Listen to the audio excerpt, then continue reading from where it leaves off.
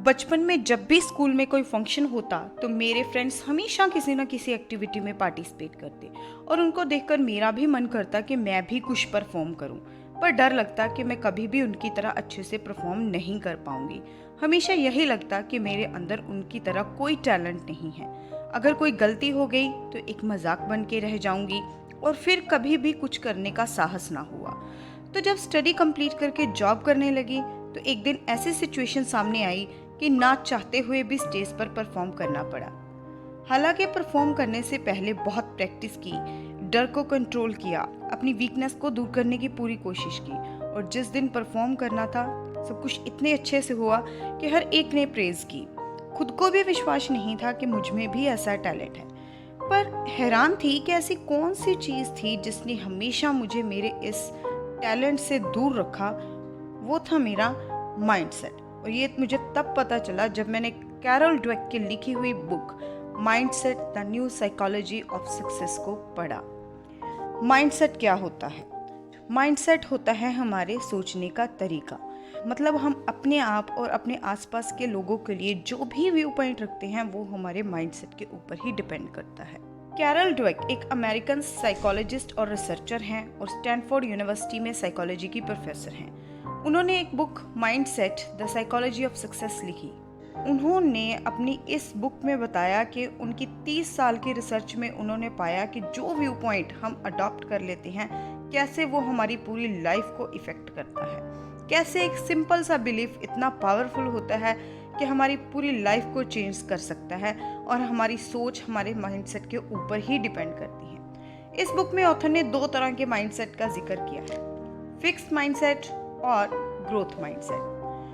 Fix mindset वाले लोगों का मानना है कि इंटेलिजेंस को कभी चेंज नहीं किया जा सकता। वो हमेशा चैलेंजेस को अवॉइड करते हैं, उन्हें मुश्किलों से डर लगता है और बहुत जल्दी हार मान लेते हैं।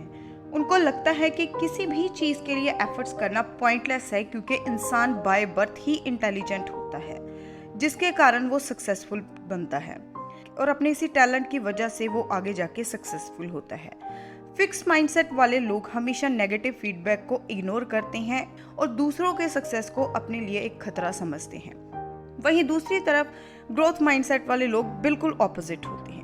वो लोग मानते हैं कि इंटेलिजेंस को डेवलप किया जा सकता है, अपनी क्वालिटीज़ को कल्टीवेट किया जा सकता है।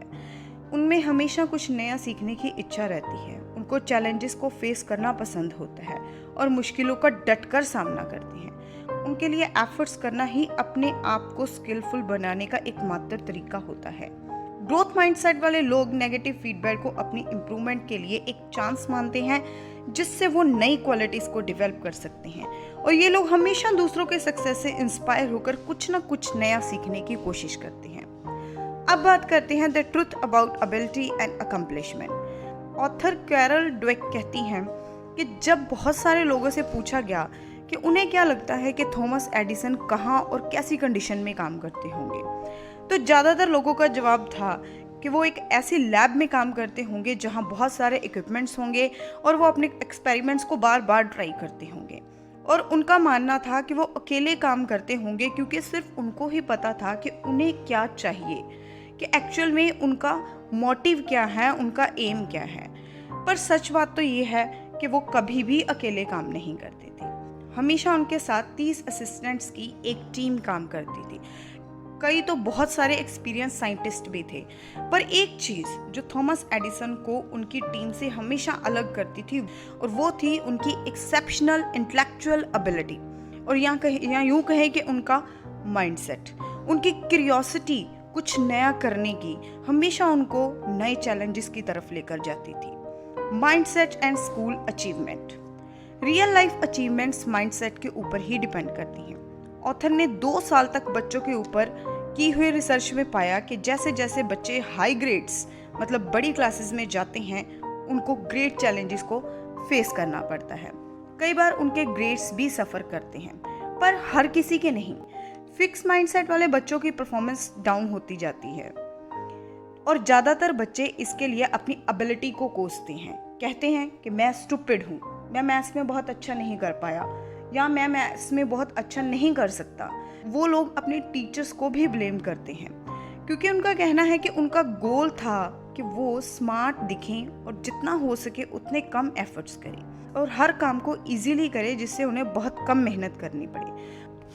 वहीं दूसरी तरफ ग्रोथ माइंडसेट वाले बच्चों ने अपने फेल होने के डर को पॉजिटिवली यूज़ करते हुए अपने रिसोर्सेज को और ज़्यादा डेडिकेशन से यूज़ करना शुरू किया, क्योंकि उनका कहना था कि कभी कभी उनका डर उन पर हावी होता, पर उनके लिए ये डर और ये समय एक अपॉर्चुनिटी की तरह था जिससे वो कुछ अच्छा और नया सीखने के लिए यूज़ कर सकते थे। The danger of praise and positive labels. 80% से ज़्यादा पेरेंट्स का मानना है कि बच्चों के कॉन्फिडेंस को बढ़ाने के लिए उनकी एबिलिटीज़ की प्रेज़ करना बहुत ज़रूरी है, पर यह प्रेज़ उनके बच्चों के लिए कितनी फ़ायदेमंद साबित होगी इसके लिए भी एक रिसर्च की गई, जिसके अंदर बच्चों को कुछ डिफ़िकल्ट प्रॉब्लम्स दी गई सॉल्व करने के लिए। जब उन्होंने अपने इस टेस्ट को पूरा किया, उनकी प्रेज़ भी की गई।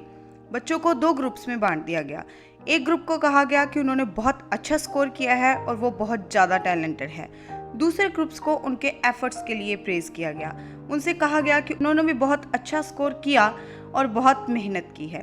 शुरू में दोनों ही ग्रुप्स इक्वल थे, बट जब उनकी प्रेज़ की गई तो दोनों ही ग्रुप्स डिफरेंट हो गए। जिन बच्चों को उनके टैलेंट के लिए प्रेज़ किया गया था, उन्होंने फिक्स्ड माइंडसेट के साइन शो किए, क्योंकि जब उन्हें दोबारा एक डिफ़िकल्ट टास्क दिया गया तो उन्होंने वो करने से मना कर दिया, क्योंकि उनको ऐसा लगता था कि अगर वो इस टास्क को सक्सेसफुली कंप्लीट ना कर पाए तो उनकी वीकनेस एक्सपोज हो जाएगी, इससे उनके टैलेंट पे सवाल उठाए जाएंगे।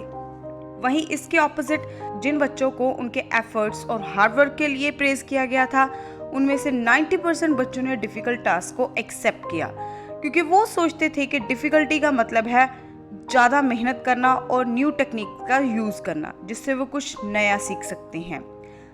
वो इसको एक फेलियर की तरह नहीं देखते थे। इसलिए जब भी किसी की प्रेज़ करनी है तो हमें हमेशा पॉजिटिव वे से करनी चाहिए, ना कि नेगेटिव वे से। Sports the mindset of a champion. Sports field में हर कोई, स्पेशली एक्सपर्ट्स, टैलेंट में बिलीव करते हैं। माना जाता है कि एथलीट की तरह दिखना, उसकी तरह मूव करना और एक एथलीट होना एक गॉड गिफ्टेड टैलेंट है। यहाँ तक कोचेस और स्काउट्स भी नेचुरल टैलेंट को ही ढूंढने की कोशिश करते हैं। बात करते हैं बिली बीन के बारे में, जो कि एक फेमस बेसबॉल प्लेयर थे और बहुत ज़्यादा टैलेंटेड थे। पर जैसे ही वो अपनी माइनर लीग से मेजर लीग्स में एंटर करते हैं, उनकी परफॉर्मेंस में गिरावट आनी शुरू हो जाती है, क्योंकि वो एक फिक्स माइंडसेट वाले पर्सन थे। बिली बीन ने कभी भी अपनी प्रॉब्लम्स को कंस्ट्रक्टिव वे से सेटल करने की कोशिश नहीं की, क्योंकि उनको लगता था कि नेचुरल टैलेंट को ना तो हेल्प और ना ही एफर्ट्स की ज़रूरत पड़ती है। एफर्ट्स दूसरे लोगों के लिए हैं और अपने इसी फिक्स्ड माइंडसेट की वजह से वो अपने ही टैलेंट के जाल में फंस गए। उन्होंने एज अ प्लेयर अपना करियर डिस्ट्रॉय कर लिया। वहीं दूसरी तरफ एक और टीम में एक और प्लेयर खेलता था जिसका नाम था लेनी। लेनी के पास बीन जैसे नेचुरल टैलेंट नहीं था। जब बीन ने लेनी को ऑब्जर्व करना शुरू किया तो ये रियलाइज़ किया कि बेसबॉल प्लेयर लेनी जैसा ही होना चाहिए, जो वो खुद कभी नहीं बन पाए। उनको इस बात का एहसास हुआ कि माइंडसेट टैलेंट से ज़्यादा इम्पॉर्टेंट है। अपने माइंडसेट की वजह से ही वो एज अ प्लेयर कभी आगे नहीं बढ़ पाए। उन्होंने इस स्ट्रेटजी को 2002 में ओकलैंड एथलेटिक्स के जनरल मैनेजर के तौर पर यूज़ किया अपनी टीम के लिए, और जिसके चलते उनकी टीम ने एक ही साल में 103 बार जीत प्राप्त की, क्योंकि तब उन्होंने टैलेंट से नहीं बल्कि माइंडसेट से काम लिया था। What is success? Growth mindset और फिक्स माइंडसेट वाले लोगों के लिए सक्सेस के भी डिफरेंट मीनिंग्स हैं। ग्रोथ माइंडसेट वाले लोगों के लिए किसी काम को सीखने के लिए अपने बेस्ट एफर्ट्स करना ही सक्सेस है। यही चीज़ हमें चैंपियंस में भी देखने को मिलती है, जैसे जॉन वुडन, जो कि एक बास्केटबॉल प्लेयर थे और मानते थे कि आप पर्सनली सक्सेसफुल तब होते हो जब अपने हार्डेस्ट लेवल पर जाकर काम करते हो, अपने आप को बेस्ट बनाने के लिए। वो कहते थे कि उनकी ऐसी बहुत सारी गेम्स हैं जिनसे उनको उतनी ही खुशी मिलती है जितनी उनको अपनी जीती हुई 10 नेशनल चैंपियनशिप गेम्स से मिलती है, क्योंकि उन्होंने उन गेम्स को भी अपनी एबिलिटी के हाईएस्ट लेवल्स के साथ खेला था। वहीं दूसरी तरफ फिक्स माइंडसेट वाले लोगों के लिए अपनी स्पिरिटी को एस्टेब्लिश करना ही सक्सेस है। फिक्स माइंडसेट वाले लोगों के लिए एफर्ट्स करना मान की बात नहीं है, बल्कि एफर्ट्स करना उनको लगता है कि उनके टैलेंट के ऊपर डाउट क्रिएट करता है। सो इस तरह से हमें इस बुक से माइंडसेट के बारे में बहुत कुछ सीखने को मिलता है। होप सो आपको वीडियो पसंद आई होगी। Thanks for watching.